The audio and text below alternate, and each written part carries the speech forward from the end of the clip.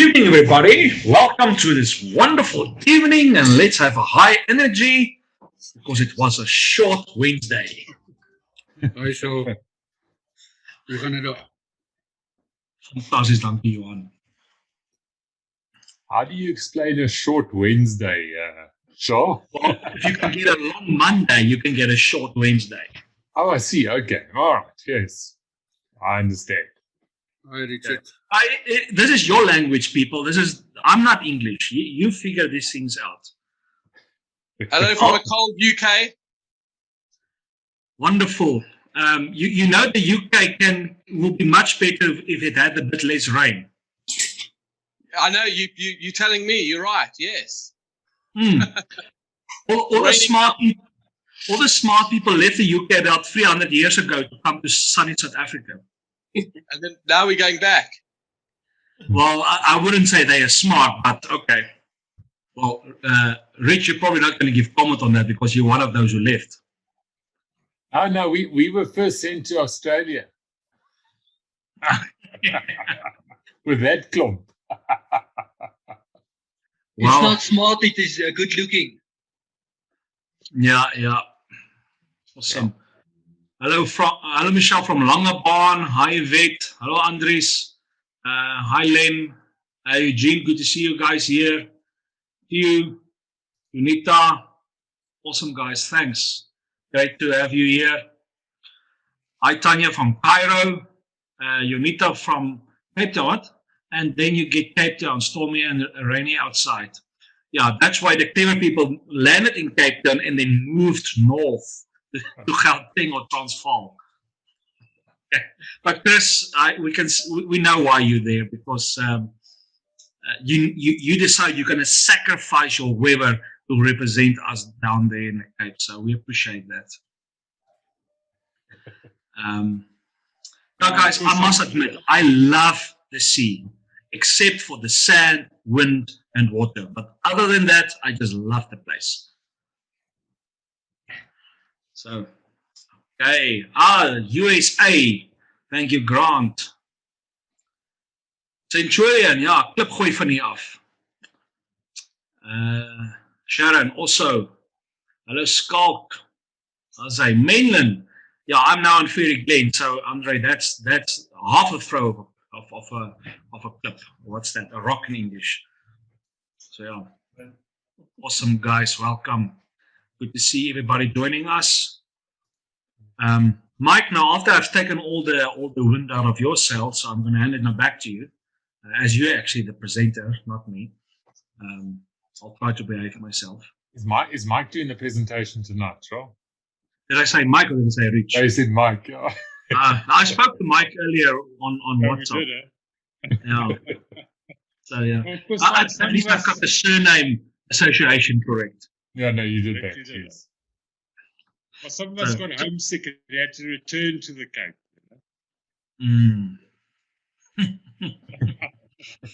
Yeah, let's not go there. So sorry, Mike, you're not going to be a speaker tonight. Rich, over to you. I think most people are here. Yeah, the numbers has more or less stabilized.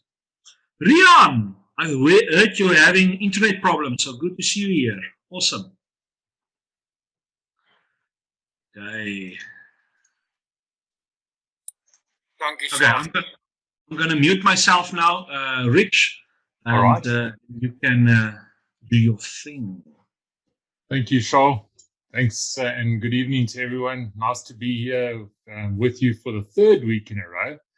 And tonight we've got some interesting things to look at as we get further into the whole journey. Things become exciting. So I look forward to this one.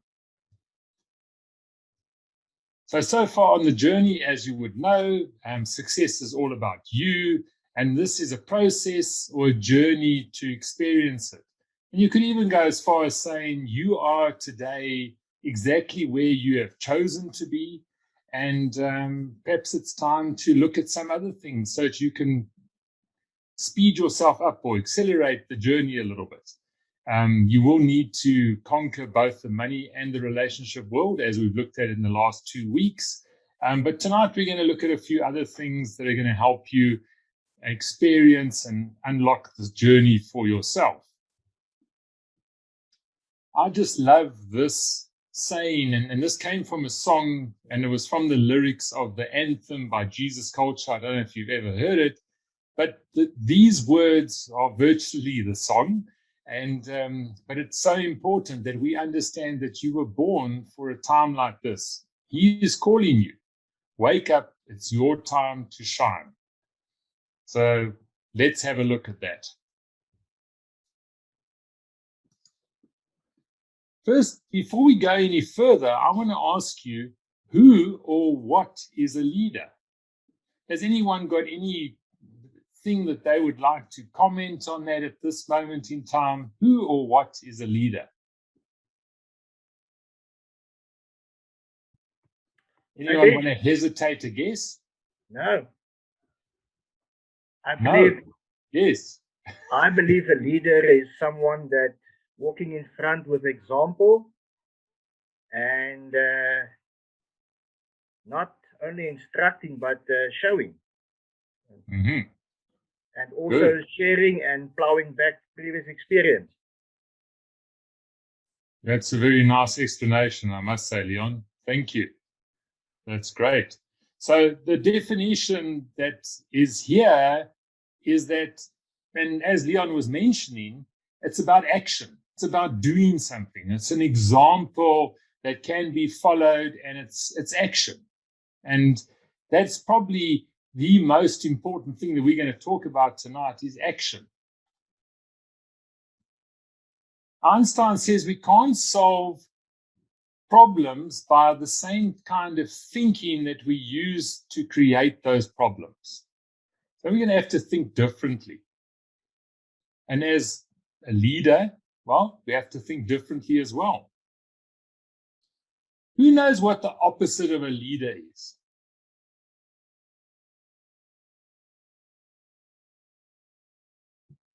A follower.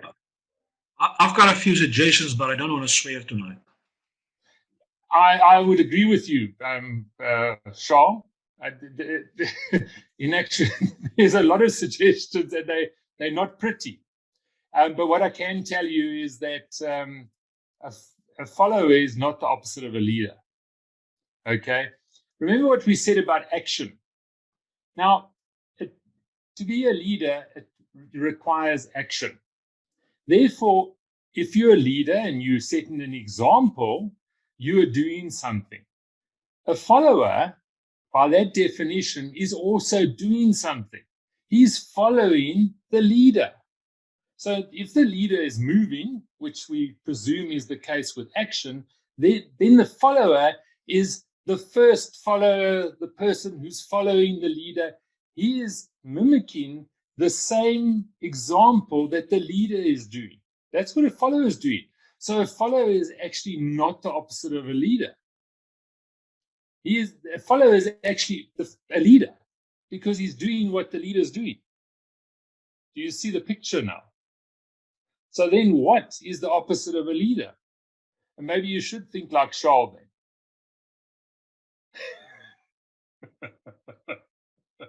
Any more suggestions what the opposite of a leader is? Yeah, Rich, what I mean by a follower is somebody that follows with no intention to make a difference and come with suggestions for future different outcomes. Yeah, Leon, you're not entirely wrong. But remember that if you have chosen to follow someone, you've chosen to do something. So you might not have all the answers at this stage, but the mere fact that you're following someone is that meaning that you are prepared to learn, that you're prepared to forward and advance yourself. So I know someone said something, but I didn't quite hear it. Was there another suggestion? Yes, I said it's Candice here. I'm with my friend Anouk, who's also interested in being an educator. We're happy to be here. Hi, Yes. everybody. I would say, a follower is a learner because they're learning from the leader, and they are receiving information, and they are allowing themselves to be subservient to the leader because they're prepared to be learners and be teachable. I don't mean that in a subservience in a negative way, but just that they're following. But that's not necessarily the opposite of a leader. Because a leader is not a person who is, a leader is leading the way. So he's teaching and the follower is learning. So that's why I thought it would be opposite. Okay. All right. And this is often what happens is we kind of like find a gray area to define whatever we're trying to define, as opposed to looking at the actual opposite. So if we say in a leader is action, what is the opposite of action? Mark, I see you had a question. You had your hand up there. I would say a loser or a leigat. Yeah. That is exactly what we were looking for. A procrastinator, a lazy person, someone who's inactive, even someone who's reactive could be known as the opposite of a leader. So if you look at it in a scale of things, you've got this balance between the leader and the leigat. So if you're on the left-hand side of the triangle, well, then you're the leigat, the procrastinator, etc. If you're on the right-hand side of this triangle, you're somewhere on your way to becoming a leader. So a follower, he might have, as Candace mentioned, he might have just made the first step to follow, to learn. Well, you're on the right-hand side of the triangle. You're not on the left. So life is all about those choices that we need to make to put ourselves in a positive position to move forward. Okay, so if you see this, you realize that if your foot, or your feet rather, are over the line and you're on the right-hand side of the triangle, you've actually made some effort to do something. You're not still thinking about like the procrastinator and the lazy person. Right. So tonight we'll be talking about change and how we implement this whole process of change. And tonight I'm going to get a little bit more serious than maybe I have been in the past. I might be, as Charles mentioned the other day, I might be standing on your feet. If I do that, please just move your feet. That's the wise words from Charles. So thank you, Charles. We can all learn, and change is about learning. I want to talk to you about the actual journey of change and how most of us will experience it. And it's called the guru journey. And as I mentioned there at the bottom, any resemblance to fictional or real people is purely imagined and unintentional. So what happens is the person who, remember the guru, which is very apt in this context of ours, is the teacher, the person that's educating. And what happens is the guru gets clever, because remember that if you're the educator, the person who's teaching others, you learn more than your students. That's just a known fact. So therefore, you will get to a point where you know much more than your students, and then you can either consider yourself clever, but even if you do consider yourself clever or not, you actually lose your relevance with your people you're teaching because you've become too clever. And what you need to do then is go up onto the mountaintop like the gurus do. Often gurus don't go to the mountaintop, so they never ever learn. They stay in a place of pride. And obviously pride is the thing that often affects our choices. So what we've got to realize is we need to get to the mountaintop. When we get to the mountaintop and we realize that we are so clever, that is when we're clever enough to know we don't know anything. When we realize that, we can come down from the mountain, gain our relevance, and learn again and start that journey. So change is about a consistent amount of change, and this journey. Now, if you look at the journey here of this, it's almost like what Mark was saying, This little image that I've chosen here, it's like, it explains the leichat, or it explains what he did with his, anyway, you get that one. So you'll notice that as this journey progresses higher, you're not getting less knowledge, you're gaining more knowledge, but it's a process of change that allows you to constantly move on this journey. And that's what I'd like you to remember, is that the journey is always about change, and always realizing what you know today is to an extent relevant, but often you need to change so that you can learn something new, and then you can move on. If you don't choose to move on, that's what's known as a limiting belief. You stick with something. You want it to be true for you. And it's often because we resist change. So every level of your life will demand a different you. There's a lack and abundance mentality in all of us. Have you ever thought about this scenario? You know what the first scenario is, the 75,000 that I'm talking about. I'm sure if you were involved there, that was your thinking.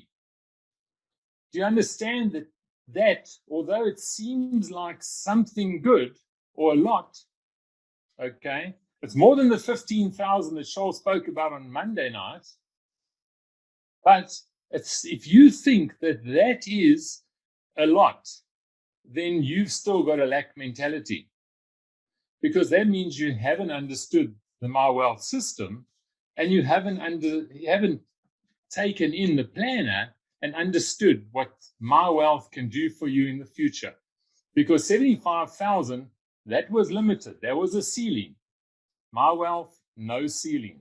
An abundance mentality. So not only are you learning something different, just the MyWealth system and how it's being put together is an abundance mentality. I hope you see the difference between those two. How do we bring about change? We all want the prize of success, but we don't like the process of change that leads to success. It's only babies that actually like change. They like to be changed often. So remember that. Rather be like the baby. The Bible actually mentions things like being like a child, those sort of things. Children change much more easier. Think of you when you were young. Today you thought you were clever. You got clocked around a bit at school, and then you didn't think you were so clever anymore. It didn't take long for you to change the idea that you weren't as clever as you were. Always strong, always bright, always whatever. Yet today, as an older person, it will take you a long time to learn those sort of lessons. So become more like a child. If we do not become accustomed to constant change, we will stay behind and miss out on what's in store for us. Remember the wake up child? It's your time to shine. It's going to take change, and it's going to need to be a constant change. A journey up the mountains, down the mountains, and up the mountains forever. Winston Churchill said, to improve is to change, but to be perfect is to change often. There's an amount of perfection that comes with success, and change is just part of success. In fact, when you look at successful people, you'll see people that have changed constantly in their lives. Fall in love with the process of change. I remember once hearing that change is, you must be so comfortable with it. It's like when you walk in, you feel the earth moving, the sand shifting. When you think you're on solid ground, then you must get worried because things aren't happening. You must get used to that movement. And as Mario Andretti says, if you think you're in control, then you're probably not going fast enough. So, get used to that process of change. This is the process for life and change. There's your identity, which speaks to your values, your principles and activation, which becomes your habits, which form your character, and eventually it becomes your lifestyle. So let's have a look at those few pointers there. Let's look at your identity. And what becomes so important is that you can never live outside of your thoughts. Poverty is not so much a money problem as it's essentially a problem with your identity. So think about that. How have you allowed that limited thinking, whatever you've been told, to believe that that poverty is part of you? People will they will accept poverty. To actually be successful and to be wealthy is a difficult thing for most people to accept. They all want it, as we understood about the prize, but they don't want to change, and they don't actually want, because they don't feel worthy of it. So your identity will tell you whether you are worthy of becoming successful and wealthy or not. And if that is not us at this moment in time, we need to change our identity. You need to know who we are. You need to ask yourself, who am I? And I think that is one thing that we have tried to sort of reiterate right from the start. Who are you? What are you doing here? Why are you here? What is your purpose? And that all becomes part of your identity. You are a three-part whole.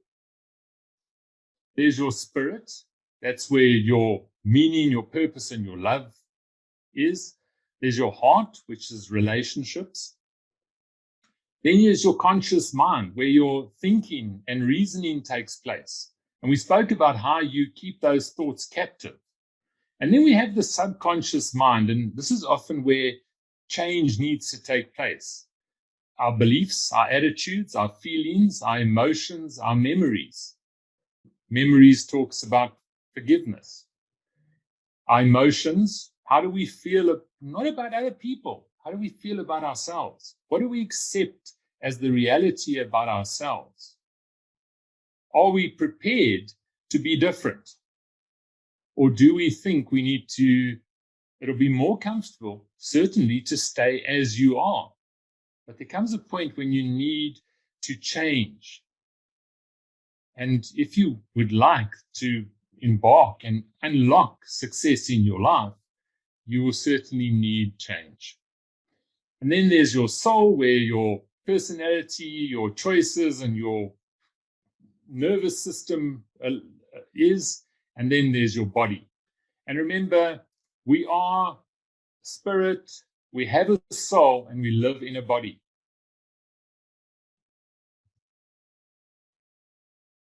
So again, you need to ask yourself, why are you here?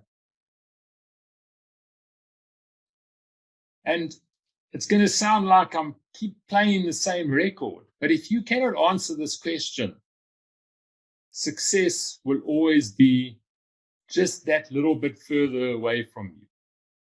The more you know why you are here and what your purpose is. And I'm so glad Michelle will be doing the talk on purpose tomorrow night, because hopefully that'll help us unlock a little bit of more understanding about our purpose.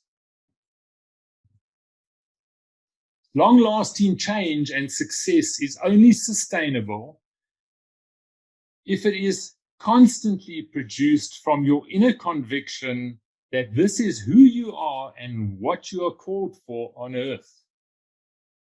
So long-lasting change and success is only sustainable if you understand who you are And that is totally who you are, without a doubt.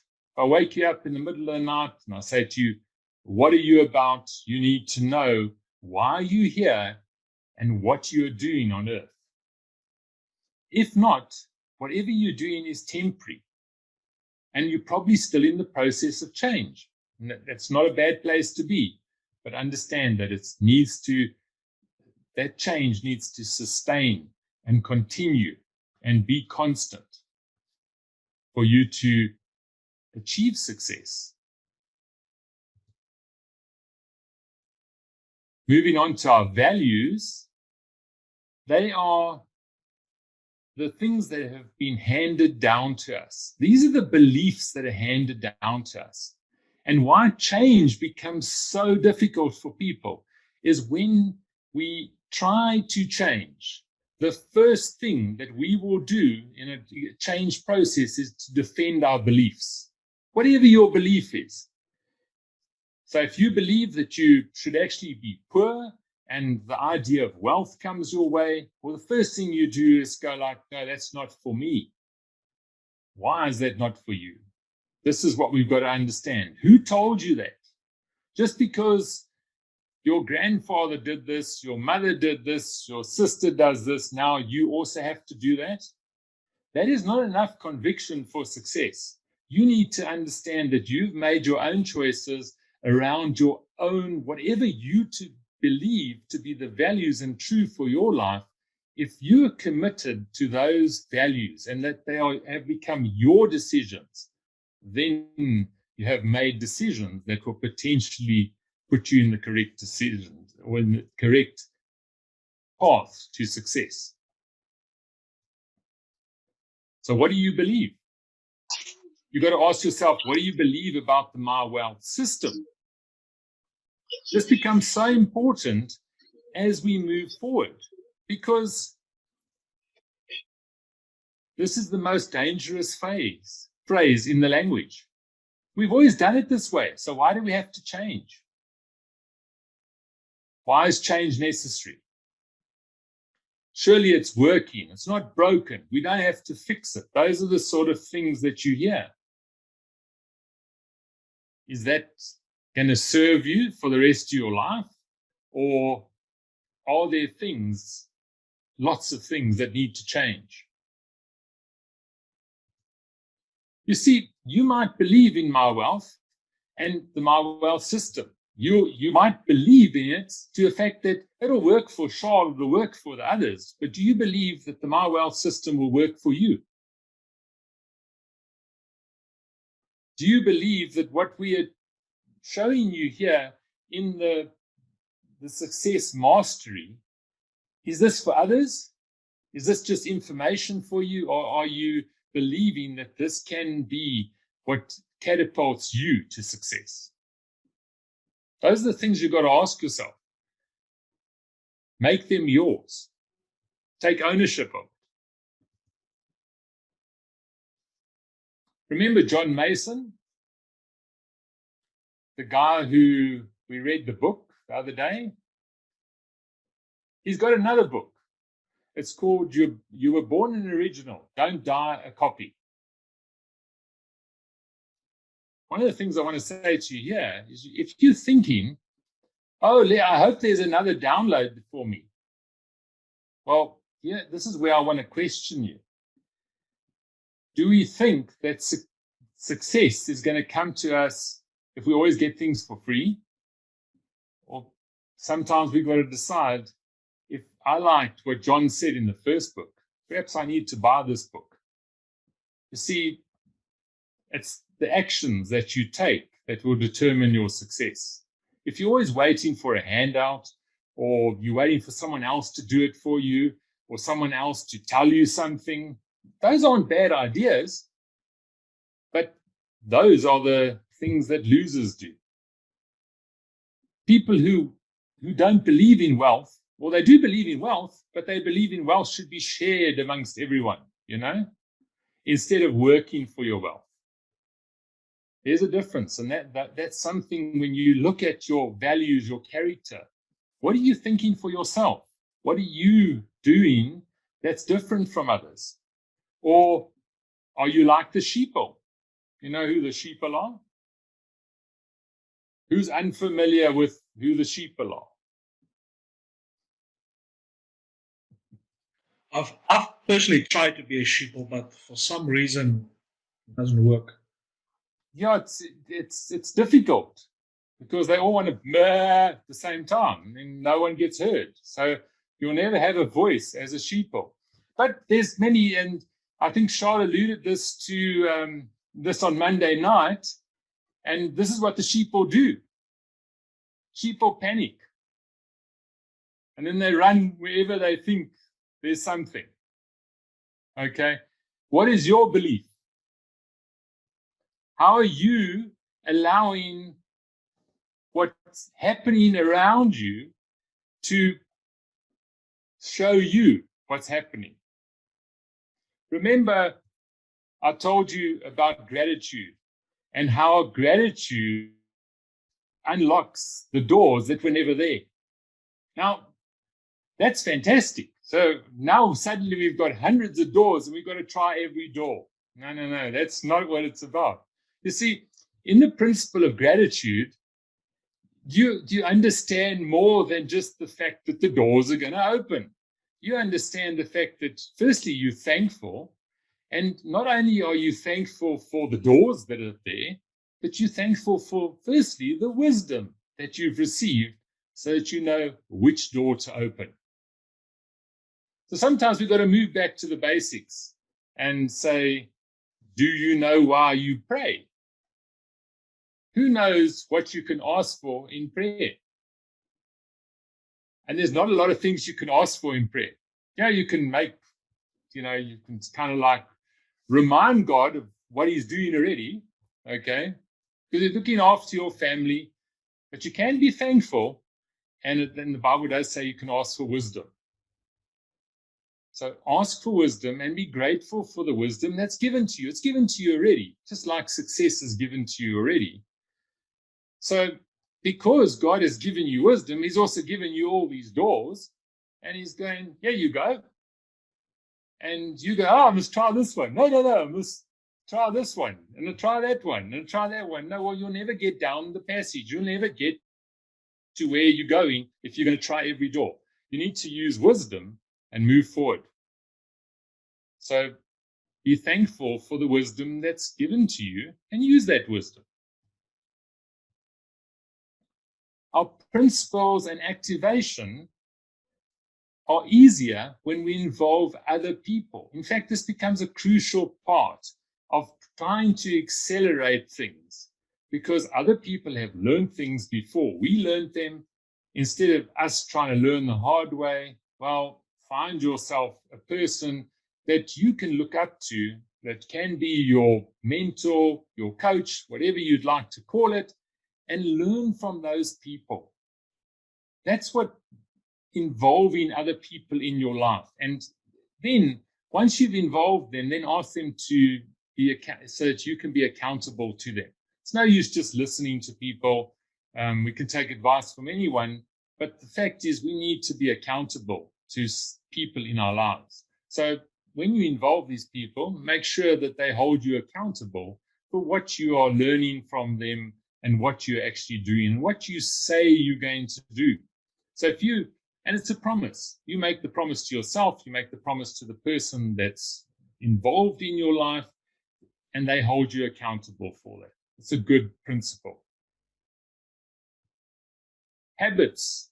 Changing old habits into new habits is going to be the most important thing. How do we form a habit? Through repetition. The more we do it, the more it becomes a habit. That's why we have the habits we do. Some of them might be good. Most of the time we need to do a little introspection and find out what are these habits doing and how are they affecting our lives. So habits, they're formed by repetition to the power of repetition and repetition and repetition. You know, we spoke, I think, in a week or two ago about consistency and how consistency becomes predictable success because you know what you're doing, you keep on doing it, you can measure it. If you want to change a habit, you need to make sure that you're repeating things enough to change the habit. You need to get into that habit. Who knows who these two people are? Any clue? Any idea who these two, what would we call them? Maybe these are knobheads. I don't know. Any idea who these two people are? That's Klaus. Oh, Klaus, my favorite person on the left-hand side there. I don't know who the asshole on the right is. Okay, so that's these could be viewed as bad people. Okay, for those of you who don't know, that's Mike's favorite enemy. He's actually everyone's enemy. He wants to steal from you through his process of changing and resetting and doing all those things. So he's a particularly bad guy. He's probably spawn of Hitler as far as people think. And then on the right-hand side is another guy. His name is Stephen King. Have you ever heard of Stephen King? Who's heard of Stephen King? Does anyone know anything about Stephen King? What's that, Mark? Is he He's a writer. He's a writer. Specifically horror movies, isn't that, Rich? Well, yes, he's a horror writer. That's correct. He's actually like, so now both of these guys could be viewed as particularly bad because this is horrors. Not everyone likes horrors. But let me tell you something about Stephen King, because there's something we can learn from both of these guys. Learn that you should not trust people. I think that's what we should realize from the person on the left, is we cannot trust everyone we meet or everyone who thinks that they're doing good for us. So, make up your own mind, believe what you have to believe, but find out the right things. Then Stephen King, and I've never read one of his books, by the way. I'm not particularly fond of horror movies or horror books or anything like on that side of things. But what we can learn from Stephen King, and as Mark said, he's a writer. Well, he's actually an author. A writer is someone who publishes one book. An author publishes two books. In the case of Stephen King, he's probably the most best-selling author in the world. And there's one particular thing that Stephen King does, and that he has a work ethic. And it's a work ethic that we can all learn from. And, Stephen King isn't necessarily the best author in the world, but he's the best-selling author in the world. And the reason why that is Stephen King, before he even starts his day, he writes 4,000 words. Doesn't matter if it's a funeral, a wedding, his wife's birthday, it doesn't matter. It doesn't matter if he's got appointments, if he's got flights. He starts his day with 4,000 words. Now, 4,000 words in writing terms is not a particular lot of, it's not a lot of words at all. There's writers who can do 15, 20,000 words a day. But what is important is, can they write 15 to 20,000 words consistently every day? No. Stephen King, in writing, the work ethic that he has of 4,000 words every day is what makes him successful. And often we need to find something in life that's going to prove to ourselves that we're successful. Sometimes you need to convince yourself first before anything else happens. So what are you doing in your life that you do consistently every day? What is your habit that tells you that you are successful? I had to do it in my life. I had to find something that I could do every single day so that I could think of myself as a person that was successful. And it's the habit that teaches you the success. It's the habit that forms your character. You see, the words find you writing. The paint, the picture is found by the painter who is painting. When you're in action, success comes your way. So what are the actions that you're doing on a daily basis, the habits that you are forming that will take you to success? Because success is already there. Success is actually waiting for you to form a habit so that there's enough space in your life for success. Without a habit, your life looks a little bit disorganized and success waits for you. That's a very sort of simple, crude way of looking at it, but that's one of the ways that we can understand how success comes into our life, because we have formed the right habits, the right thinking, success is there. Do you have enough motivation? Do you have the self-leadership that will allow you to change, to form these new habits in your life? Embrace it with everything you have. Because without it, you'll fall short of a successful life. People are interested in talent. God is impressed by character. Who are you trying to impress? Are you trying to be the clever person? Or are you actually showing people who you actually are? See, they might be interested in talent, but I think they're impressed by your character as well, just like God is, because they're made in the image of God. So your character becomes very important. Freedom is when you live your true identity. Think of that. Do you want to be free? Or do you want to be a copy of someone else? Can you find your own identity and live it? And freedom it's quite an interesting concept. A train is free when it runs down the track. When the train's derailed, it's no longer free. It's a disaster. So understand that freedom has its boundaries, but it's there for a purpose. That train can go as fast as the train can go if it's on the tracks.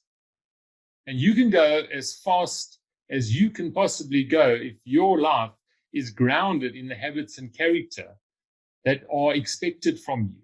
And that's almost like your decision for who you are, because that's what freedom is. When you've decided who you are and you can live the life that you have decided. And that's within the boundaries and with everything you've learned and all the identity that you found, that is when you're free.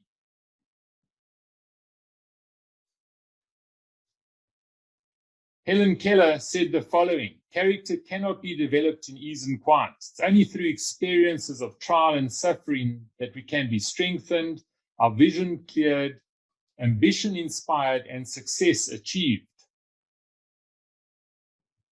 Your character.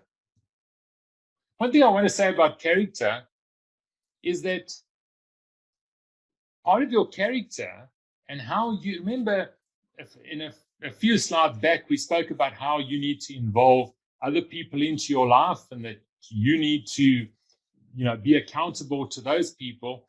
Well, character is almost the opposite of that, where you need to ask yourself, what are you doing for others? And the MyWealth system, and when you start looking at success and how the MyWealth system is being developed, it's never by accident that you are called an educator if you've chosen that route. Because being an educator means that you need empathy for others. You need to want them to be on the journey that you are on. And how are you, and I think this is something that we'll constantly ask ourselves, because this is the journey of success. What are we doing for others? We're certainly not here for ourselves. How do we inspire others? How do we take that person? And I want to use an example. I had a meeting with a friend of mine yesterday, and asking him about his dreams, like we often do. And he was saying, well, my dream of my wife and I is maybe we can own our home one day. And I said, well, what about other things? And he said, well, it's not about other things. It's simply about trying to survive. trying to make sure we have enough to put our children through school, to give them clothes and food. And that is honestly, and he was honest. And that is where people are at. So how do you take someone who is literally in survival mode, and how do you change them and enlighten them to the fact that they too have success in them? That's what part of our success is all about, is finding others that we can help, others that we can inspire. How are we going to do that? And it's only through a process of educating ourselves that we can help others. So, you know, if there's one thing that I can say is that this is 10 short weeks. The rest of your life will be a repetition of some of the things that you've learned in these 10 weeks, and repeated, and other things that you're going to learn from other people, and things that you're going to learn from helping others as well. Empathy means walking in their shoes. How can you actually help them? We know that you don't just give people money. You teach them how to fish, but there's something a little bit more responsible than just doing that as well. And that's what you need to think about. Because it's not about, you know, it's your success, but we're not successful for ourselves. We're successful for others. You will only find your success, and this wraps it up, in making other people successful. Thank you. Thank you, Rich. Appreciate that. Do me a favor, quickly go back to the slide where you had the whole formula on, so people can yes, just sure. Follow that. Okay. Okay, so I quickly want you guys to just think through this formula. And maybe go spend a day or two, meditate about it, think about it, pray about it, or whatever you want to call it, but internalize what it actually means. Success flows, well, okay, so we have discussed that you need a couple of components to accomplish success, but in principle, everything we do flows from our identity. And I think we had quite a good discussion on identity on the first session we did. If you believe your identity anything else than the truth, and by the truth I mean the what God thinks of you, then you're gonna struggle, because you're gonna try to achieve it from within your own capabilities, and then you're going to become performance driven versus being a human being, not a human doing. Okay, so go define who you are, and I would urge you to do that within the context of who God says you are. Then from that, your values will flow. Now, your values in principle is your belief system. If you believe women should be treated with honor, your principles will be guided by that belief. You will so everything you believe about your values or what is important to you will actually flow from your principles. The reality is many of us can believe in a principle, but if that principle is not a value, you will not apply it. I'm gonna use a very very practical example. The principle of exercise is well known. Okay, we all know that exercise is good for us. Okay, but is exercise a value? Now, I'm one of those people who are still struggling to make exercise a value. Okay, but it's something I need to start working on, because my belief system has evolved very strongly in terms of the financial world. And I have strong values because I spend a lot of time thinking about that and defining who I am through that world. But in terms of the health world, that's something I always tell my wife, that's her responsibility to make sure I stay alive. So what I've done is I've delegated. But I need to take ownership of my beliefs about health. And I need to start applying that. And once my belief is in line, I will actually then start activating the principles which I do believe. Because I do believe to exercise is good, but I'm not activating it. So a principle not activated doesn't become a habit. Only principles activated becomes habits. And that is where you start then building success. Okay? And as you form habits, you will start defining your character. If you have a habit of exercising every day, or you have a habit of applying good financial stewardship, or you have habits of good hygiene, which I hope you all have, okay, then we will be starting to be recognized by those habits, and that will establish our character. And yeah, and then from that, our lifestyles will evolve. So I want you to go and really think about what does identity really mean for you, and go and internalize this formula, this process, because, like I said, you might be husband and wife. They might believe in the same principle. So, or let's rather use a girlfriend and a boyfriend. They might believe in the same principles, but because their values might be different, the one will apply the principle, the other may not, and then you might have some, let's just call it fireworks, okay, in the long term. We as people connect when we connect with others, not on our principles, but on our values. You will most likely associate with people with the same values than you. And your values are basically taught to you. Before the age of 13, you are basically being taught by your environment what is good or bad values. If you've been brought up in a house where honor to the parents is not applied, or in a society where the elderly are not honored, you will not have that value. Whether that's right or wrong, well, I know where I stand on that. Okay, but the values of honor, if it's not in your culture, or if it's not taught to you as a child, then that won't be part of your makeup. So we need to go sit down and say which values have been bestowed upon us by our society, by our family, by our friends, and determine whether that values are in line with our identity. So first, obviously, you need to know who you are. But once you know who you are those values in line with your identity? Is those values right?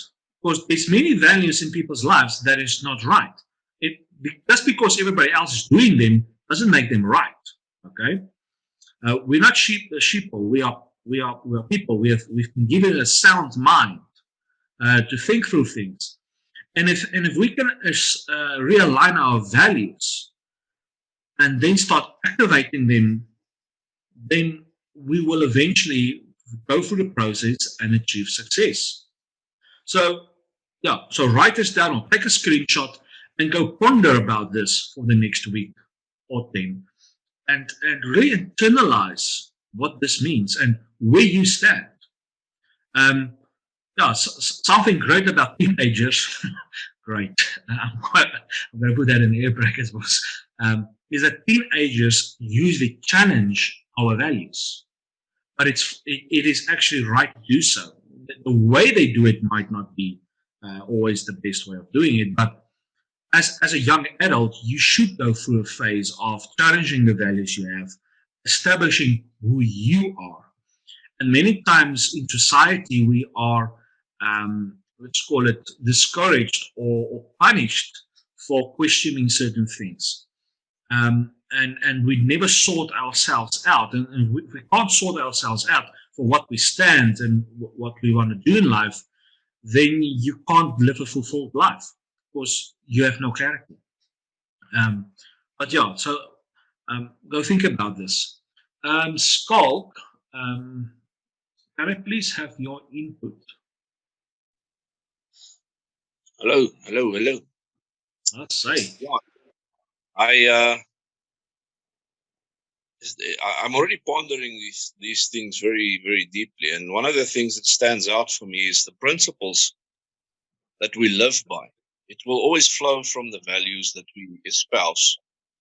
But what is principles in essence? If you look at what is the principle in relationships, for instance, for, let's say, a husband and wife relationship, there are certain laws. A law is a fixed thing that will always work 100% in the same way. But the principle basically speaks of it's the first step that you take in a direction. How do you start it off, and then in that direction become activated?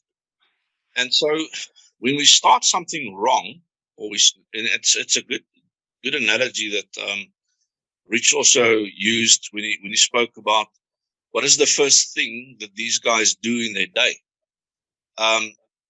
You should make moves in line with your values, which is your first step, because principle speaks of the first thing, first priority, first step in the direction. What direction do you take as a first? And that will put you on the front foot in terms of your activation. It'll put you into it will determine your direction for the day that you take. And that's quite nice in terms of, this whole framework that I'm seeing here, is that if you in accordance with your values, take the first steps every day just to activate certain life flows, which I call it, into the right direction, and make that a habit, your character and your lifestyle will align with the Word of God and with your purpose and in line with your values. So it all will basically work in a straight line. But the first thing that you do in a day, it's something that I'm pondering very, very strongly. And I think if we can get that thing right, a lot of the other things that we're looking at in this framework will fall into place. It obviously flows from your identity and the values that have been imparted to you over a long period. But the principal thing is, what do you put first in your day? How do you start off? What is your first step that you take towards the direction that you are going into in your life? And then that is the activation with the principle that actually takes you in the right direction. So it sets the course for your life. And it's it's a pretty awesome framework to work with, I think, and it will also facilitate change in a much more structured way in our lives. It's something that we can really grab hold of and say, all right, if I want to change this in my life, what do I do first every day to create a new habit, which is in line with the values? And that's the first step I take, which is in line with the Word of God, the laws of the Word of God, which is fixed. But the principles speak of a flexible structure that you also have in your life. Principles are applied from different angles, whereas laws are not applied from different angles. It's only the one-dimensional kind of act. That is the law. You lay it down. It's very strong and it's very fixed in your life. And those are also more, towards the values that you espouse, because it's something that goes deep into your character, something that is deep in your heart. Is the values. It's what do you attach meaning to in your life? Thinking back, we had a discussion among our leadership, and the question came up is, let's forget about cars, houses, and the stuff that will make our lives comfortable in terms of our dreams. And the question was asked, what will the world look like that will be perfect for you? that you will create. If you were the creator of a new world today, and you can change a lot of things today, and say, how will you structure the world? Forget about your house and your car. Forget about your own comforts. Forget about how much money you have and the Porsche and the luxurious house and all the other stuff. Wipe that off. Let's say you have all that, and now work from a zero base and say, what is it that you will create in this world? And I think a lot of us don't think that way, because for me it was almost a shock to my system, because we used to the way the world is, and we accept it very easily, and it's easy then to just go with the flow. But if you say, all right, let's create the world we want into the future from this day forward, because we do have that power within us. That is a success resource God has placed within us. So what will we do to change the world to look like that inner landscape of our own lives? And how will we implement that into a world that will make the world better, and that will take us into a future that looks much better? And so that's something that this framework also, it gives us a framework on what do we want to create in the world that will make the world a better place for everybody. And that's, that's just my slant on this. But I love this. It's a very workable framework that I think everybody can grab hold of and say, this is the way I'm going to change my life. What do I do first? What's the first step I take into the right direction so that I can change my life? Awesome. Thank you. Appreciate Scott. Yeah, guys. So something I want you to notice, all of this will require change in your life. None of this will happen just zomaar net. What's the nice word for that? Just because. Okay. Success does not come by just, how did Rich put it? Not being a leader. Okay. We need to become a leader of one. That's the first leader you need to be. You need to be a leader of one. Who are you leading? You're leading yourself. And you need to keep taking action. With other words, you need to keep implementing change in your life, in the way you think. I'm consistently challenged by the people I have put around myself to force me into thinking differently. Because I understood, I knew a lot, but I did not know everything. And don't hold me to that yet, okay, guys? But we need to start, well, I needed to start thinking about other things. I need to start changing the way I do things, to keep progressing, to keep increasing capacity, and to keep leading and helping more people. But it starts with being a leader of one, and then moving forward from that and keep changing continuously in the direction of what my identity is. So yeah, awesome. Thank you, Scott. Anthony, I see you here, so I couldn't help myself. Is there something you want to add? And then I think I'll open it up to Q&A. Sure. Mark, I did see you again. So after Anthony, I will switch over to you. Sure. There is a formula in life that is called 5, 4, 3, 2, 1 action. So many people battle with getting to do that first thing. And I think Skulk was 100% on the button when he says, how do you spend your time doing the first thing in the morning? And the problem is people just don't get themselves to taking that first step of action. And I can tell you this principle I learned from a lady in Vegas that said it's easy as this. She just lies in bed and she says 5, 4, 3, 2, 1 action. She jumps out of bed and she does that which she doesn't want to do. In fact, she said that if ever you want to make a change in your life, do the thing that you want, dislike most first. For instance, if you hate exercise, it's a thing that you do first. That's how you change your habits. Because if you get into the process for 21 days of counting down 5, 4, 3, 2, 1 and just do it, you will actually find that you have found a new recipe of living change. Because as you heard earlier tonight, leadership is about action, but it starts with you first. So in order to live this new identity, that is the combination, like Richard said, the values, the principles, the activation, that eventually goes into character, into lifestyle. It starts with that first thing. So I would like to challenge you. Take the very thing that you find the most challenging and do it. Just say to yourself, I don't feel like it right now, but when I get to 5, 4, 3, 2, 1 action, I do it. That's why some people in my life, somebody that I love a lot, needs to take this advice tonight and just say 5, 4, 3, 1 and start walking on the treadmill. Start praising and worshiping. Do the thing that you hate most, and then your life will start changing. So for me, I can tell you now that after I was sick with COVID, do you think this body wanted to drag itself out of bed? No. But the countdown started, and when I said 1, the deal was action. And it only took a few days, and the habit is back, and it now has gone to where the exercises led to the thing that I actually do first in the morning, and that is to praise and worship my Lord. Because as I wake up, I say, good morning, Lord. And that's a fact of life. But then what you find is that these things start combining, because the thing that you disliked most is what you got out of the way through action.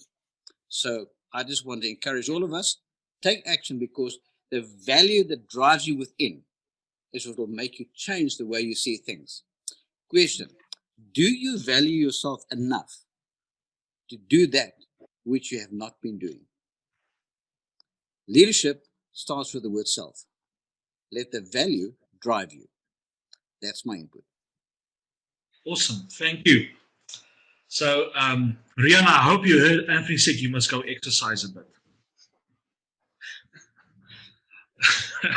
And that's what you call procrastination or delegating. Okay. So don't do that. Charles? Yes. Dr. Michelle says that she'd like to make a comment. So can she make a comment? Yes, indeed. Hi, guys. Awesome to be here. Thanks, Rich. Amazing session as usual. And Shaul and Skulk as well, and also Doc adding in. And with regards to values, I would like to challenge everyone. When you know your core values, or you think you know what your values are, go and have a look at the dictionary meaning of the value. And the reason being is because most of us use words out of context. And one of them, for example, is respect. Most of us say that I want respect, or people must respect me as a core value. But when you actually go and have a look at the meaning of respect, so we use the word respect so out of context. For example, Shaul mentioned teenagers earlier on. And so often we teach our children, respect your elders. And in actual fact, respect is the incorrect word that we should be teaching our children, because what happens to the child who has an abusive uncle or has an abusive parent? That's their elder, and we're telling them to respect that. Whereas what we should be teaching is the word honor, because respect, if you go and look at it, the word in the dictionary, actually says that only if you've done something worthy should one respect you. So in other words, if you've added value to communities or whatever it is, so an alcoholic husband, let's say uncle who abuses a child, hasn't done anything to earn respect. But we can teach children to honor. So what I want to say is, before we use words out of context, perhaps we should go and have a look and say, you know what is this? This is my core value. Go and have a look at it. And when I was doing my value exercises, and excellence is a core value of mine. And then I suddenly looked at the word excellence and looked at the word excellent. Both mean completely different things. So please, when you're looking at your identity, which equals your values, and if I remember correctly, it is going to the principles into the action, which is your habit and your character, which gives you your lifestyle. Knowing the meaning of the word is so, so, so important. So go to the original, and that's all I want to just add with values is too often we're using words out of the context and not their true meaning. So go and have a look and then find the right word that is important to you for your value. Thank you. Awesome. Thank you, Michelle. Yes, indeed. Yeah, I think, guys, if you determine your value and you can't really define what your value is, you don't really understand it. So yeah, awesome, Michelle. Thank you, and guys. If you haven't done so yet, book yourself out tomorrow night, because both Michelle and Rich are going to be the guest speakers on the ABC. That's something that you don't want to miss. Mark, you had your hand up for a while. Yeah. Look, I agree everything that's been said. I would just do this slightly different. I would say principles would come first, because it states in the Bible, without principles, without works of principle, it means nothing.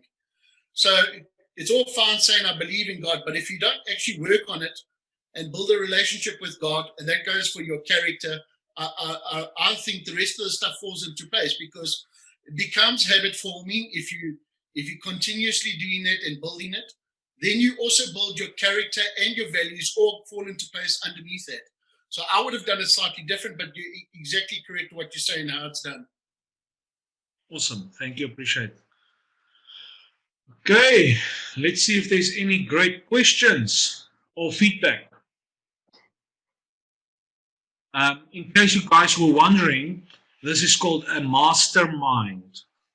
Okay, not a one-way listen to how awesome we are and you just have to go and do. This is interactive. Okay, so please don't be shy. Michelle. Yes. I just want to say thank you, and then I have the privilege. I've just realized tonight what a privilege it is to be able to be a part of all of this. To have our 8-year-old daughter sitting here, and to have her listen to everything, and to use it as a tool to guide her as well in life. So thank you very much for this. It's a platform where we can really use it all over our lives, in business, in our applicable to ourselves, as well as our children's lives and our parenting skills. So thank you very much for that. Awesome, thank you. And well done on having your children part of the process. Mine was coming in and out as we were doing the presentation. Yeah, but great. Thank you, Michelle. Appreciate that. Willem, wil jy iets sê? Ja, ek moet sê hierdie is I'll switch over to English. Yeah, this is very valuable. There's a lot of homework for me to do out of this. I'm at this point at a place where I need to crystallize all of these things in terms of identity, all those type of things. So it's been very worthwhile. Thanks, Richard. I think I've got a lot of homework out of what you've shared today. So thank you very much. Awesome. Dane. Do attend tomorrow night. It's almost a follow-on of tonight, with a twist.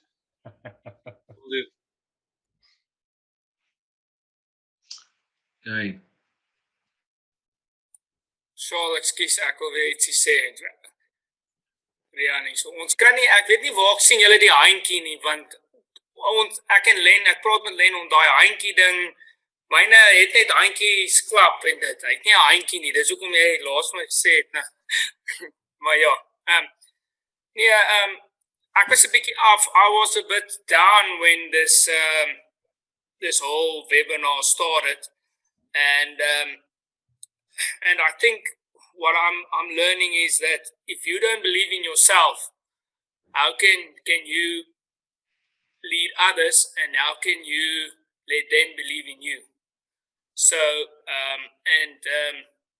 you must always have the belief in yourself. It doesn't matter what other people think of what your past is. And then you can lead by example, and they will follow because they see. If you don't believe what you yourself say and what happened with you and learn from it, then it's useless. So yeah, this is incredible. Thanks. Success is a choice, like what you guys say.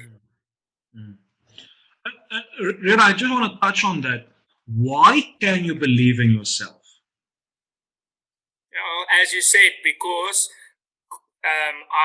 created by God. I am a success because of Him, and then I need to accept it. Correct. Guys, and I think that's what most people miss. They think they need to believe in themselves because of who they are, in terms of their own powers or their own efforts or whatever. We don't need to perform. We just need to be, understand who you are, and then lead from that position. Maria, I hope you put on your camera so you can speak to us. You just need to unmute yourself, then we can hear you. I don't want to speak. I just want to listen. Thank you very much. I've been just a little bit away, but everything is, the values is absolutely awesome. Something is really important. Well, thank you for blessing. Awesome. Thank you for blessing us with a small portion of your voice and putting on your video camera. Okay. Hugo. Hallo Shaw. Hoe gaan het?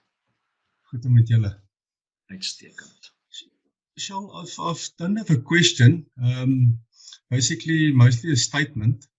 The thing that I also appreciate about the webinar and everybody speaking is that it's an honest growth that's taking place. People are not bragging, not saying how it's supposed to be.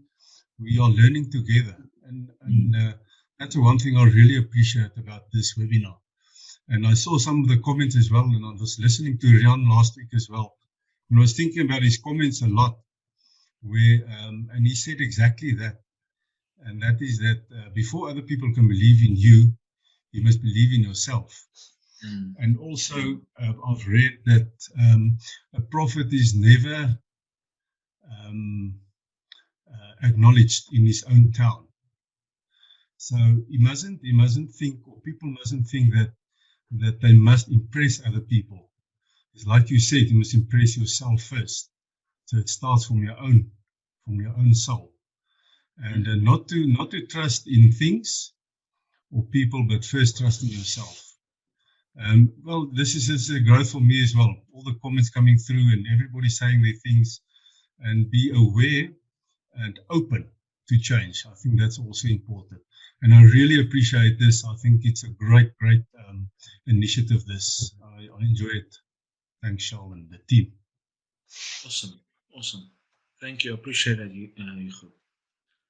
Yeah, guys, that's why we're here, to learn from one another. As you guys will get to know me, you'll realize there's much opportunity for growth in how we move forward. But I think if we always try to do what we know is best, then we, as I say, you fail forward. Failure is only failure when you don't learn from it. And life, success is basically just a bunch of failures put together that gives you the experience so that you can achieve what you want to achieve. You're not getting to success without going through many failures. And failure is not bad. I don't know, we've been trained that failure is negative. Failure is just trying. And if we don't try, we don't know. But yeah, let's fail forward and start and change every time and learn and move forward. So yeah, awesome. Who's next? Yes. Yes, no, all I can comment on failure is that I've made a decision in life that nobody fails in life. We only discover many ways that doesn't work in what we want to achieve. That's my contribution. Awesome. I'm just quickly reading the comments here. Rian, you're starting to become quite popular on this webinar, so keep going at it. Rian can run the next 10 weeks, Charles. Indeed. And the student becomes the master. That's it.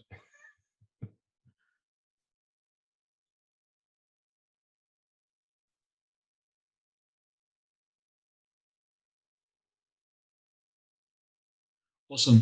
Good to hear that, Leslie. Appreciate it. Maria, wonderful.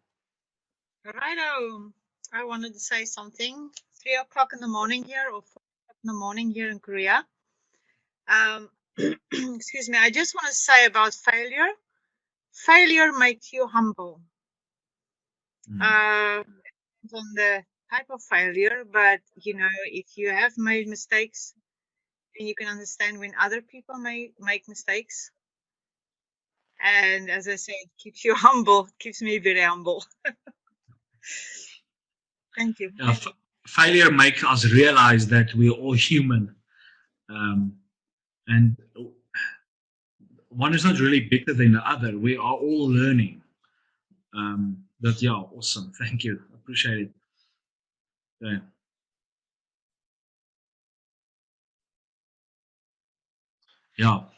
Yeah. Well done on being awake at 3 a.m. in the morning. Okay.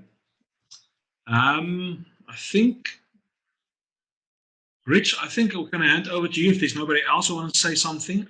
Just on the IPC link for tomorrow, guys, that will be shared into the Telegram groups probably by tomorrow morning, and we'll probably do a reposting just before it starts.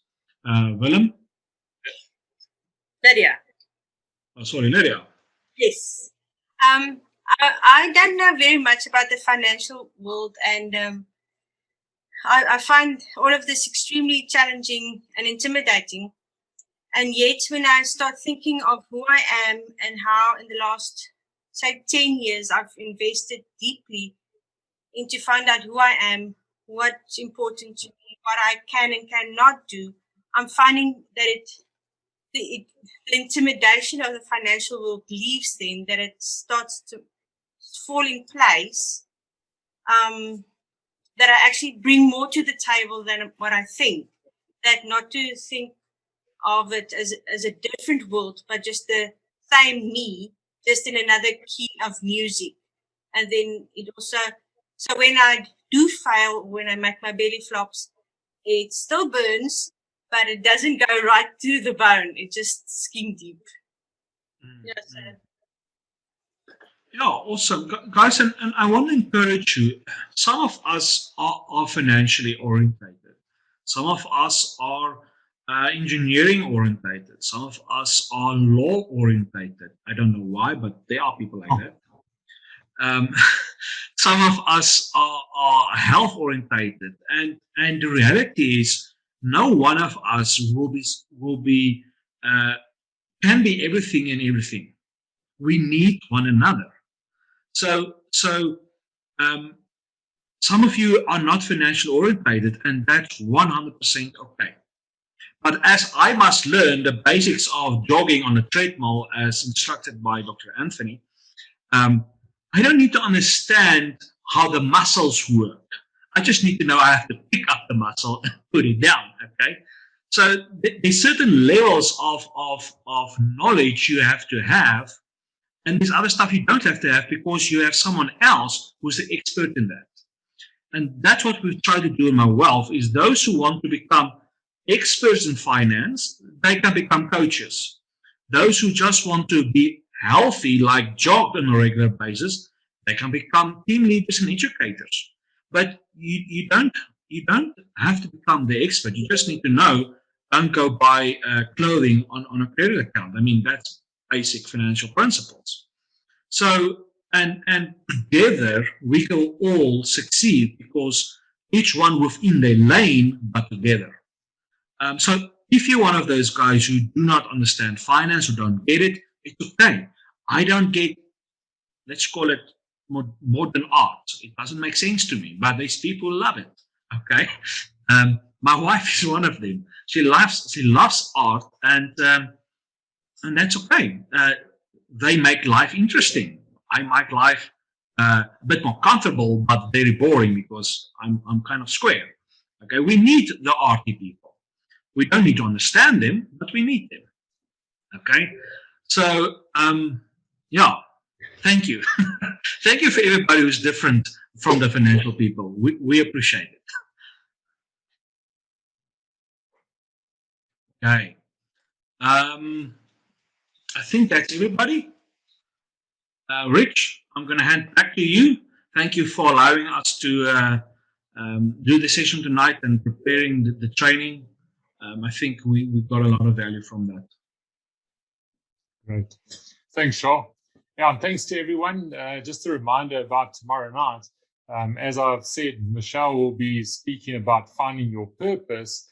My talk is a little bit different, and it's your relationship with disruption and how you can use disruption to your advantage.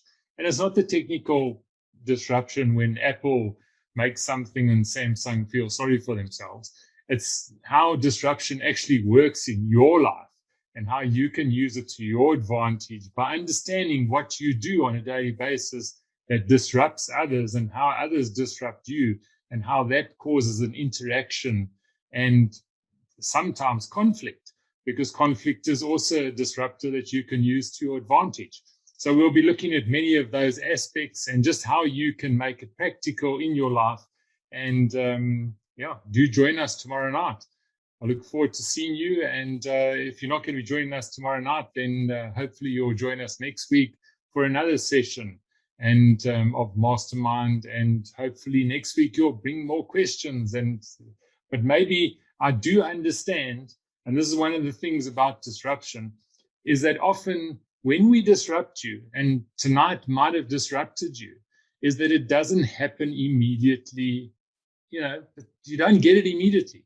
Disruption is a slow process, so it could hit you at 3 o'clock in the morning. And then if it does hit you at 3 o'clock in the morning, remember Maria, who got up at 3 o'clock in the morning. So that's how it works. And that's why we actually disrupt you, because it's about a process that starts that will allow you to change and to think. So disruption is just as much a part of change as anything else. But you'll hear more about that tomorrow night, and I look forward to seeing you. So thanks very much. Do have a wonderful evening. God bless, and thanks to each and every one of you for sticking around until the end. Thank you. Thanks, Leon. Okay. Thank you very much. Thank you. Cheers, guys. Let's go. Thank you, everybody. Dankie almal. Waardeer julle. En Afrikaans bo. Baie dankie julle, lekker aand. Baie dankie julle, lekker aand. Doc Ent loves you, so it's 5, 4, 3, 2, 1. Action. Action. Last say. Okay. Ons lekker lepel in die roer.